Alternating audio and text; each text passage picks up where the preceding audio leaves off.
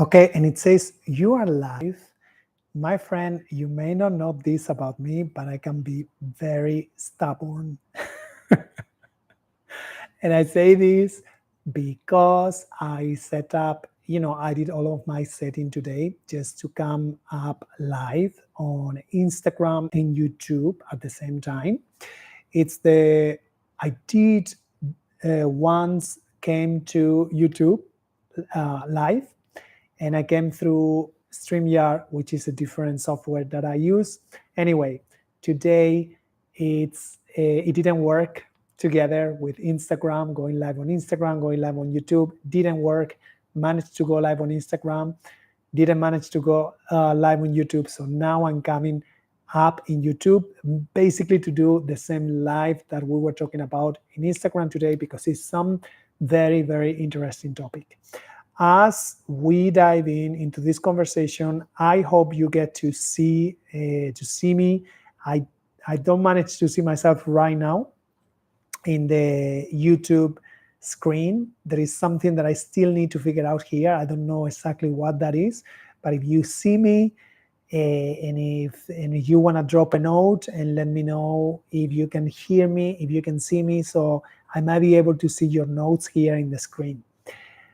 How are you doing, my friend? And so I am very excited to be here today because we are talking about a topic that I have close to my heart, and it's marketing. We are talking about marketing that feels good.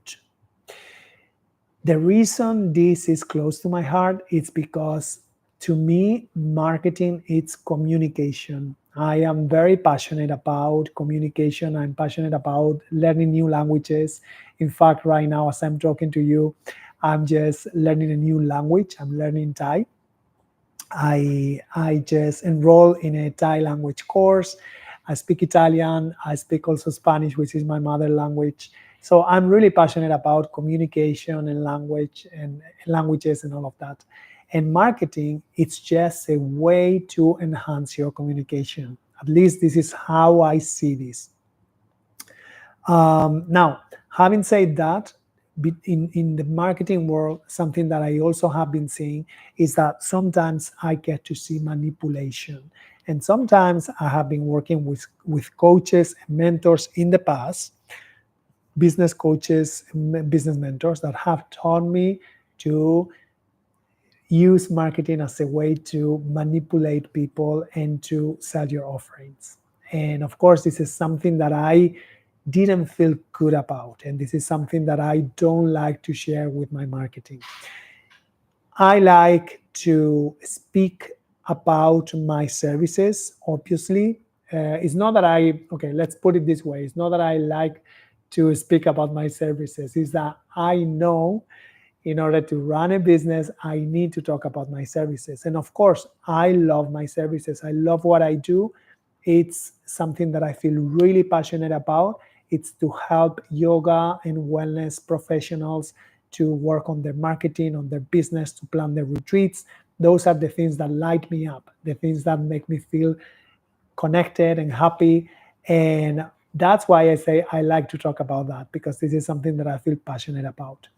But no one likes to talk about, I have these things for sale, and here it is. Yes and no. You get what I mean. What I mean is that, of course, it's something that I feel passionate about, to talk about something that I believe in, which is the service that I have to offer. But at the same time, you never want to feel like too overwhelming with people, or you never want to feel like you are talking about your paid services all the time. So all of this is there. Today, I want to talk about what are those practices in the marketing world, those practices that I resonate with, those practices I connect with, those practices that I use in my business. And if you do have a yoga or wellness business, I think today's live is going to be helpful for you. You're going to get to learn something new, I'm sure. And I also hope that you get to extract something that you can apply for your own business as well. So let's start with the first one. My first practice, the first marketing practice that I really resonate with and that I really like, it's education-based marketing.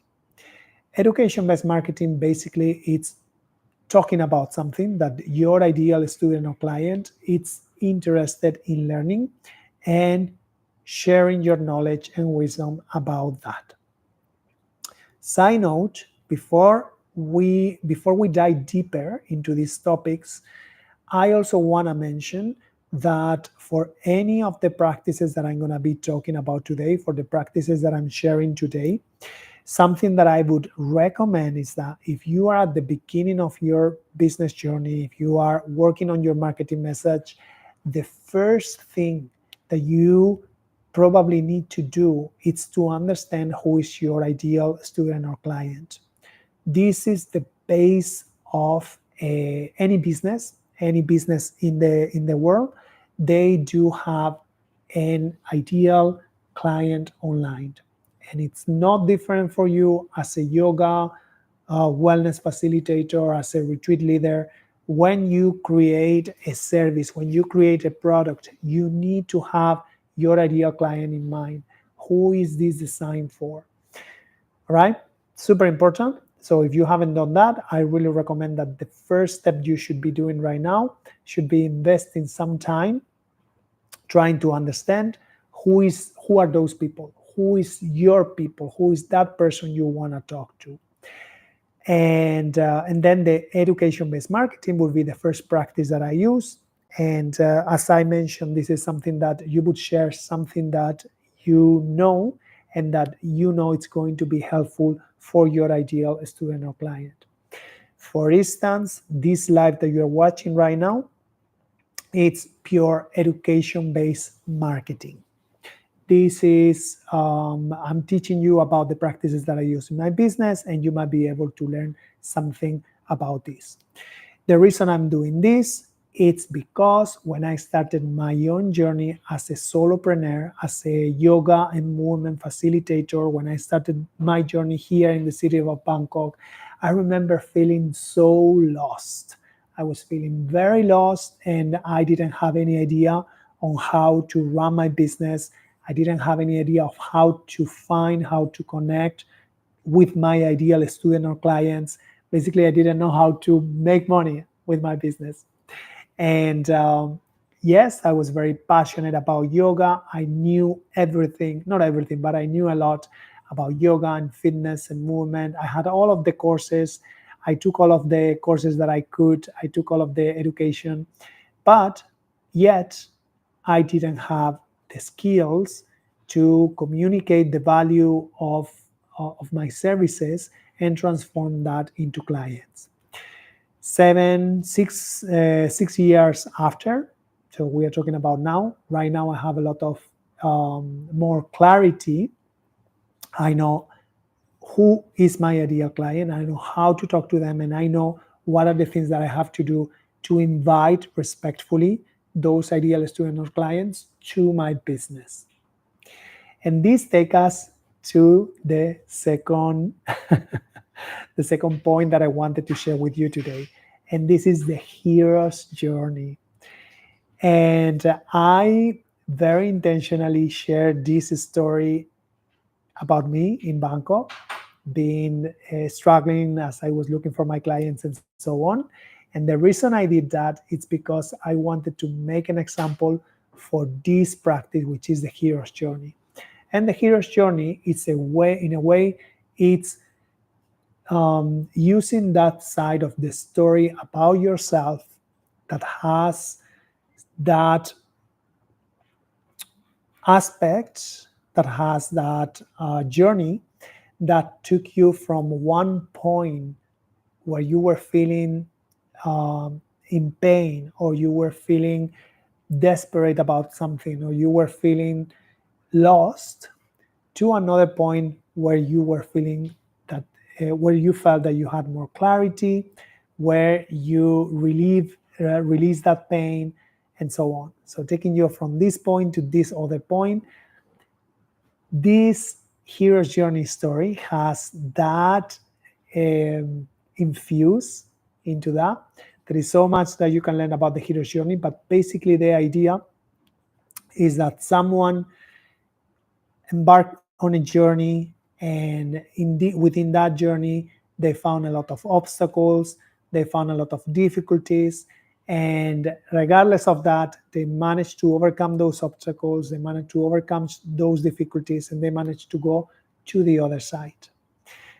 And this is exactly what I was telling you right now. When I was telling you the story about me in Bangkok not being able to connect with my ideal student or clients versus now that I really have mastered that practice and I really know how to connect with my people, how to talk to my people, and so on. So that's the hero's journey. And this is something that I also encourage you. This is a practice that I use in my business. And this is a practice that I also encourage you to use in your business as well. Let's go to the next one. The next one is about looking and talking from your unique perspective, from your unique point of view. What is that makes you different from other, let's say, yoga teachers out there? Example, let's say that you are an Ashtanga yoga teacher, and you may know this or you may not know, but Ashtanga yoga is a practice that is very structured, and basically it's all the time the same. And if you learn this from a traditional teacher, you are always going to teach in a way that is basically the same. There is no difference. Of course, I'm talking in a very generalistic way, so to speak, just to make the point for you to understand it here. So the idea here with having your perspective, your unique perspective or your unique point of view is that how do you get to talk about something that other people are teaching and other people are talking about that thing, and it's basically a practice that is basically the same. How do you get to make that different, and how do you get to find those nuances and to share them with your people? For instance, let's say that you are that Ashtanga yoga teacher, but you have realized that over time, practicing the same sequence over and over and over and over again for many years may not be the best thing for people over 40 years, for example. So perhaps sharing that point of view, sharing that example, it's going to set you apart from other Ashtanga yoga teachers in your city who might be talking about, the practice without infusing that nuance. So having your own unique perspective, it's going to help your message become different from the rest of the people, the rest of other yoga teachers that are talking about Ashtanga. Let me know if this makes sense. I would be super happy to read your comments below if you think this, if you have any questions or if you think something here doesn't make sense. Happy to reply. Let's go to the next one. We have another couple of practices that I want to share with you today. One of them is emotional connection. And emotional connection is something that I use in my previous example as well. Emotional connection is about using words that make the person that is on the other side of the camera, if you're talking about your business, if you are spreading your message, your core message, your values, whatever that is that you're sharing, try to use emotional words that are going to help people connecting with your message. I know there is so much out there, and sometimes I've worked with coaches and mentors that have suggested to use that emotional words just to feel people crappy about their life, and so that they can buy your services. I would never encourage you to do that. I don't think that's legit. However, something that I found to be true is that there is so many of us, so many people talking out there in the internet that is very difficult. Sometimes it gets to be very difficult to connect with people. And so when you use an emotional language, it's going to be easier to connect with those people who are going through that emotional struggle at that moment. But also, it's going to help those people feeling that there is someone that actually gets them. There is someone that actually understand them. And I think this is very, very important also in your marketing. When you share your marketing, use emotional language so that it will help people. It will help you connect with people. It will help people connect with whatever you're sharing. Finally, the last one that I want to share today, it's to be, this is a double one, and it's to be intentional, of course.